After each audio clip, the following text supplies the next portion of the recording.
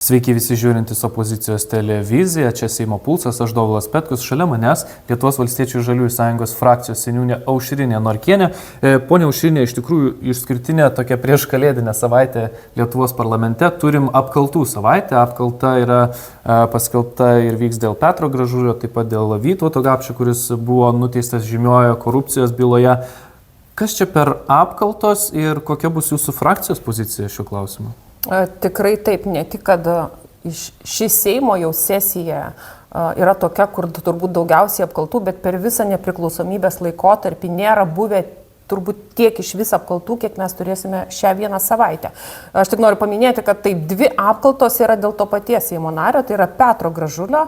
Ir pirmadienį mes renkamės grinai tik tais dėl apkaltos Petrui Gražuliui, tai yra nenumatytas Seimo posėdis. Ryt antradienį bus taip pat apkaltos procesas Petrui Gražuliui, tik jau kitoje byloje, o šiandieną reikės balsuoti dėl apkaltos, kad Petras Gražulis balsavo už kitą Seimo narį.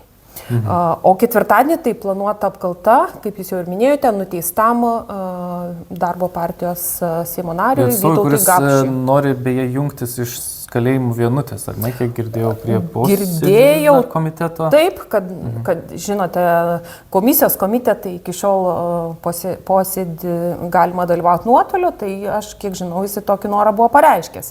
Tai va, tai ketvirtadienį apkalta dėl Vytauto Gapšio, nes, kaip žinote, jisai Seimo nario mandato neatsisako.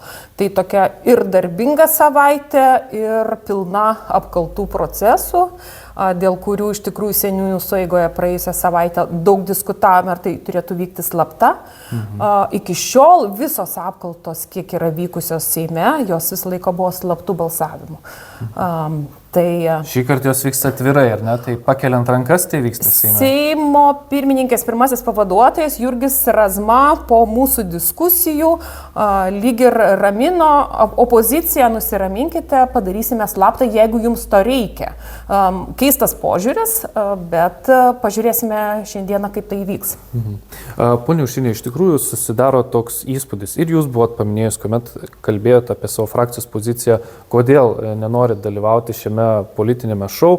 Tai yra, kad minėti politikai irgi galbūt šito apkaltos procesu bando ir savo naudos laimėti. Atrodo, kad tai ir valdantiesiems, tiesą sakant, yra labai naudinga, nes šioje sesijoje mes turėjom turbūt, kas seko Seimo darbą, ko ne pusę laiko būdavo ar Petro Gražulio, ar panašių kaltinimų politikų pasisakymai, jie užima eterį ir staiga visi tie klausimai, kurie labai svarbus dėl mūsų biudžeto, dėl mūsų ateities, jie lyg ir nueina į antrą planą, jie yra uždengiami šiomis apkaltomis. Susidaro bent jau toks įspūdis žiūrovui iš šalies, ar jūs galėtumėt patvirtinti tokį teiginį? Tikrai taip, patvirtinu jūsų teiginį 100%.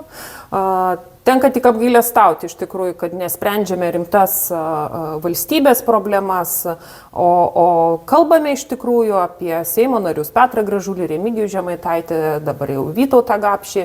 Ir deja, iš tikrųjų visas šitas toksai užleistas rūkas tų apkaltų, tarsi noras paslėpti visas problemas ir net nėra noro spręsti jas. Tai tik reikia apgailestauti, deja taip yra.